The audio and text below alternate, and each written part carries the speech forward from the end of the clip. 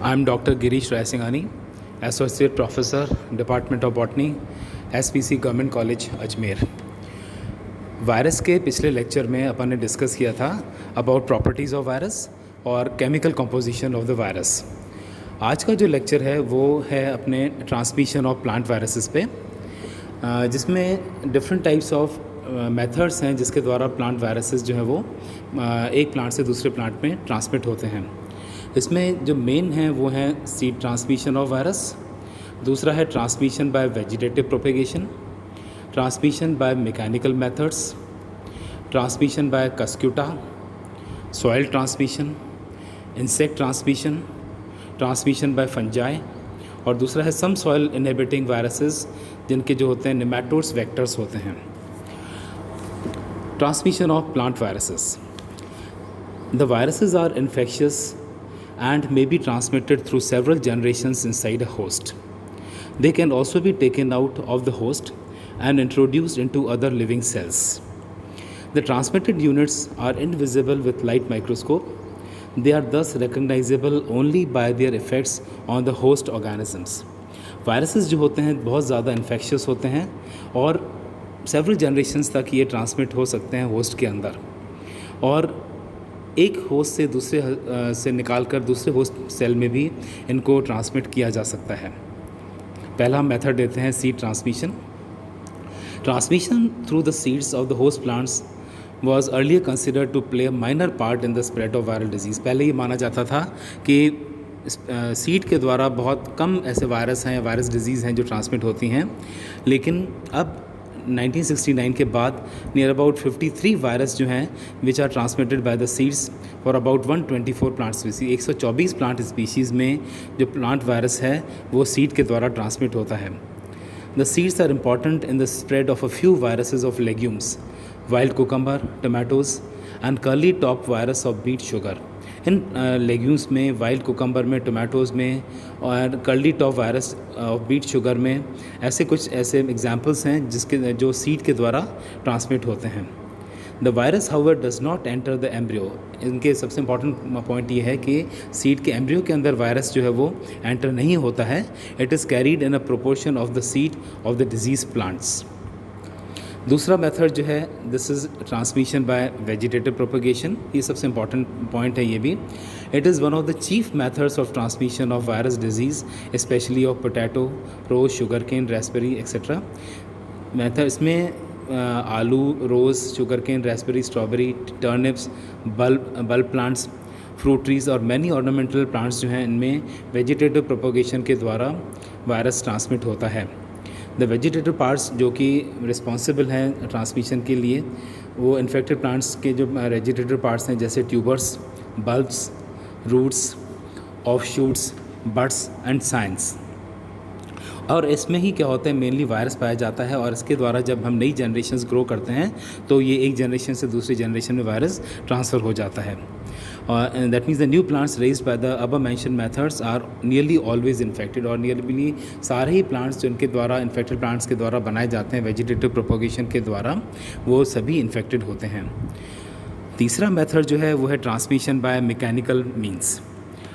Many mosaic viruses, जैसे example लेते हैं अपन टोबैको मोज़ेक वायरस का, वो मैकेनिकली ट्रांसमिट होते हैं एक प्लांट से दूसरे प्लांट में, और उसके जो कॉमन मेथड्स हैं वो हैं by contact of infected and healthy leaves brought about by wind.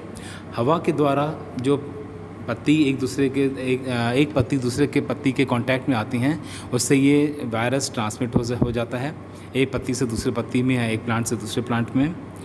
Bye rubbing the juice of disease plants over the surface of the leaves of healthy plants.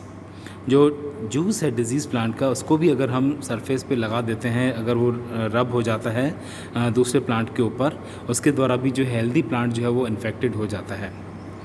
तीसरा मेथड है by grafting infected birds on to healthy plants. अगर हम healthy plant के ऊपर infected graft लगा देते हैं जो कि डिजीज़्ड है, उसके द्वारा भी क्या होगा, हेल्दी प्लांट पे वो इन्फेक्शन जो है वो कॉज हो जाएगा, वायरस जो है ट्रांसमिट हो जाएगा।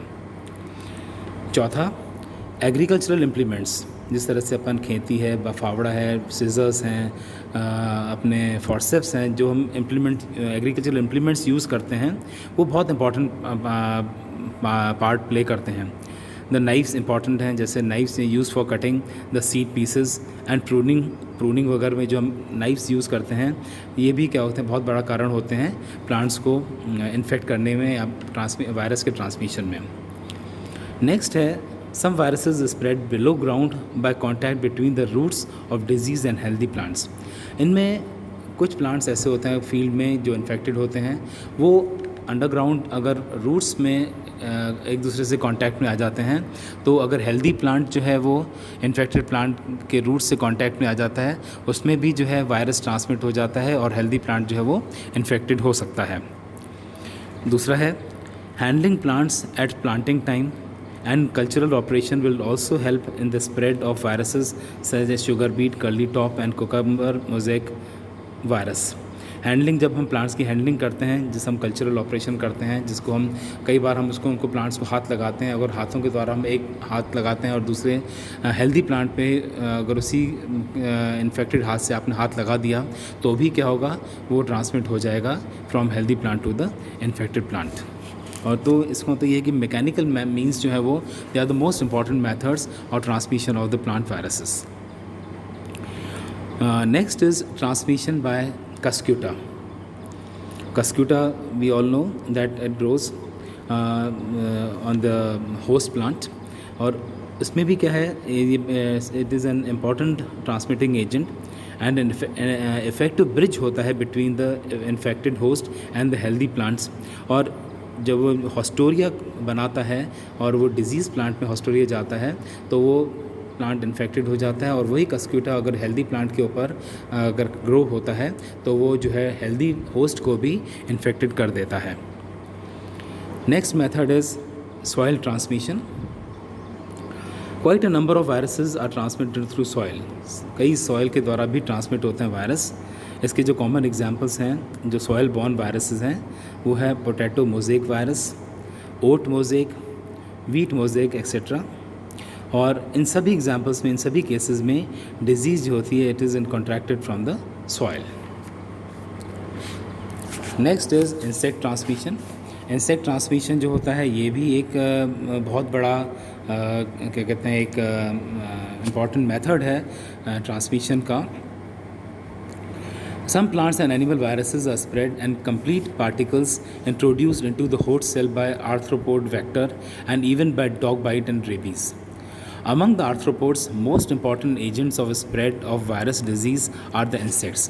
अब अगर हम बात करें तो इंसेक्ट्स जो होते हैं सबसे ज़्यादा इंपॉर्टेंट होते हैं आर्थ्रोपोड्स में, जो कि प्लांट वायरसेस को ट्रांसमिट करते हैं from the disease to the healthy plants. The insect which carries the disease is called vector. उसको हम क्या बोलते हैं, उस इंसेक्ट को बोलते हैं वैक्टर। द इंसेक्ट वैक्टर्स जो होते हैं, जो they play major role in the transmission of plant viruses. उनके एग्जांपल्स हैं aphids, leaf hoppers, flea beetles, scale insects, thrips and white flies. और इसमें most of the insect vectors sucking insects, most of the insect जो vectors होते हैं वो क्या होते हैं, सकिंग इंसेक्ट्स होते हैं।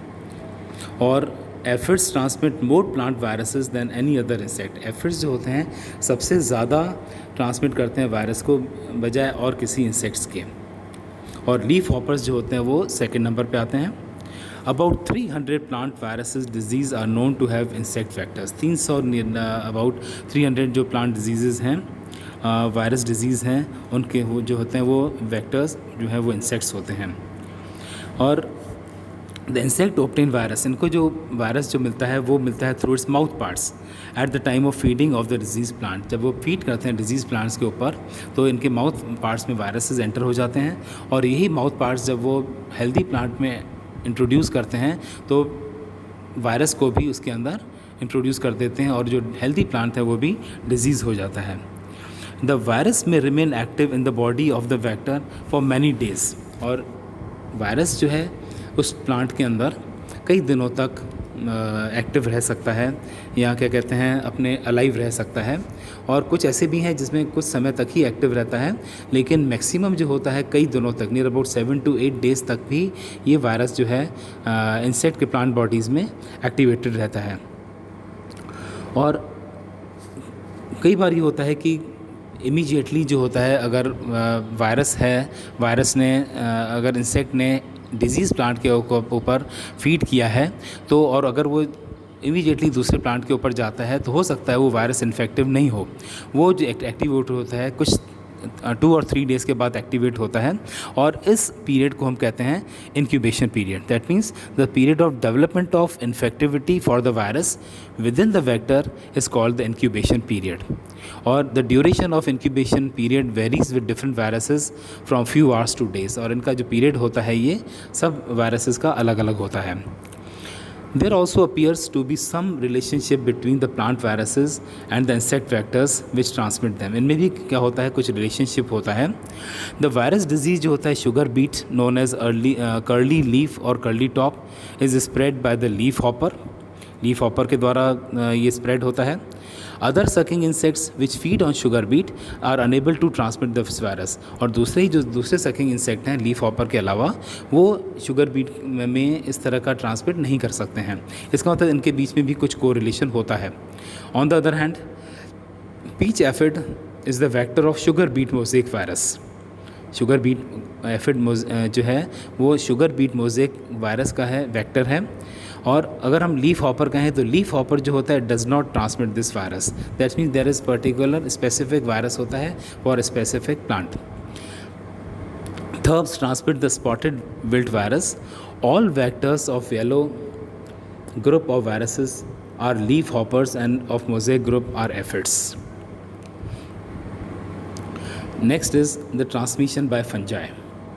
The first proof of the fungus as a vector of plant viruses was found by Gorgon in 1958.